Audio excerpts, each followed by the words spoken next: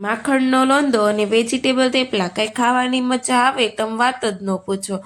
તે પાછા સ્પેશિયલ છે પ્રવાસ કે ટૂર માટેના। 7 દિવસ સુધી આ થેપલાને કાંઈ જ નથી થતું। તો ચાલો આપણે શરૂઆત કરીએ। તો તેની માટે આપણે તેલ લીધું છે અને તેમાં આપણે હિંગ નાખીને આદુ મરચાં લસણની પેસ્ટ એડ કરીશું।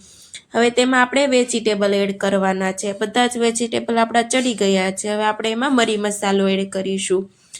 તલ, અજમો, હળદર, મીઠું, મરચું, તમે જે પણ મરી મસાલો હોય તે બધો જ આમાં એડ કરવાનો છે અને આપણે ચડવા દઈશું થોડી વાર। હવે આ મિશ્રણને આપણે ઠંડુ પડવા દેવાનું છે અને તેમાં આપણે લીલોતરી એડ કરીશું।